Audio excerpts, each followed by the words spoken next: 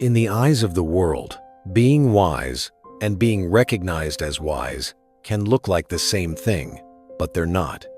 People may laugh at you, doubt you, or completely misread your intentions. Yet real wisdom doesn't come from winning approval. It comes from staying steady when you're questioned, choosing timing over noise, and trusting quiet confidence more than applause. Success isn't built by attention. It's built by patience, self-control, and the discipline to make the right move at the right moment. Let me tell you a story that captures this truth. In a distant kingdom, there lived a minister known for his calm mind and sharp judgment. He served as the king's most trusted advisor, the person the ruler turned to whenever the court faced a difficult decision. If a conflict rose at the borders, if a harvest failed, if nobles argued over territory, the king would consult this minister before taking a single step. Over time, the minister's influence grew so strong that many in the royal court became quietly resentful. They couldn't defeat him through skill or logic, so they waited for a chance to embarrass him. One morning, the king summoned the minister in front of others. With a tone that sounded almost casual, the king said something that struck like a blade. The minister was wise, yes, but his son, the king claimed, seemed foolish and slow to understand even simple matters. The minister was stunned. He asked respectfully what had led the king to such a conclusion. The king explained that during his morning walks among the people, he often saw the minister's son. And each day, just for amusement, the king asked him the same question: which was more valuable, gold or silver? And each day, without hesitation, the boy answered, silver.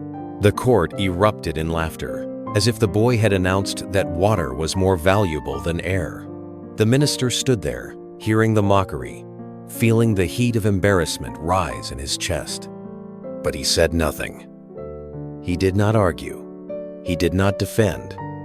He bowed, held his composure, and returned home in silence. When he reached home, the minister's restraint finally broke not into anger toward the king, but into confusion. He called his son and asked him plainly, "Tell me the truth. Which is more valuable, gold or silver?" The boy answered immediately, "Gold, of course." That only deepened the minister's frustration. If the boy knew the correct answer, then why would he repeatedly say the wrong one in public, day after day, in front of people who would gladly turn that mistake into humiliation? The son listened carefully, calm and respectful, and then explained what really happened each morning. The king didn't just ask a question, he played a little game. He placed 2 coins before the boy, 1 gold and 1 silver, and told him to take the coin that was more valuable, and every morning the boy chose the silver coin. The king laughed, believing he was watching a clueless child make a foolish choice. Then, the king walked away, satisfied with his own joke. The minister frowned, unable to accept it. "Why would you keep choosing silver?" he demanded. "Do you realize what they're saying about you and about me?" Today, the entire court laughed.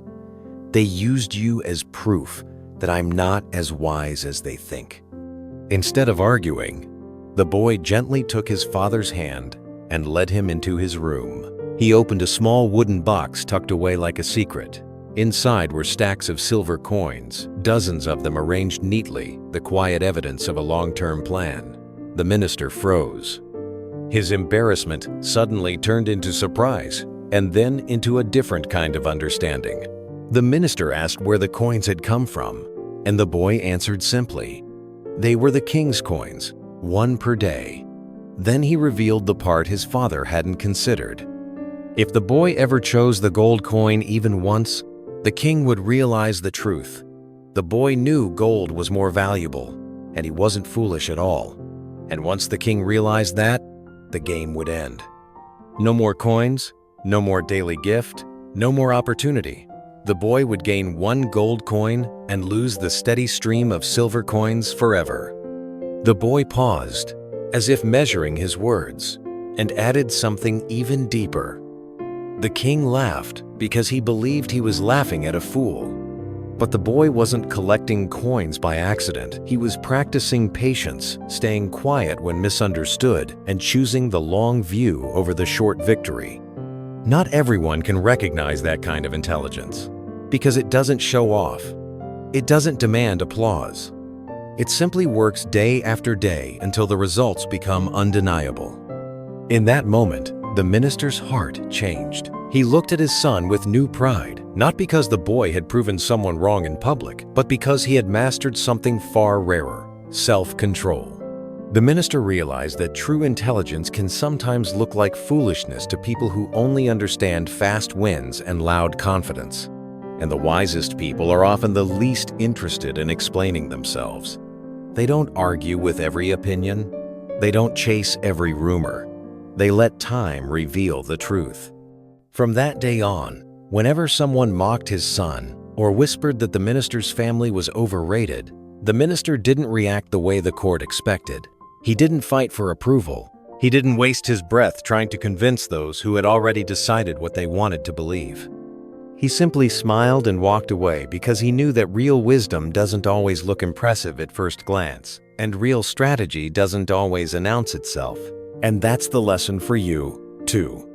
In life, you'll meet people who do little but speak loudly, and people who do great things quietly. Some will confuse silence with weakness. Some will mistake patience for indecision. Some will laugh because they can't see the plan behind your choices. Let them.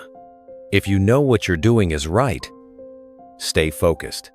Keep your calm. Choose progress over performance. Don't rush to prove your value to people who only understand what's obvious.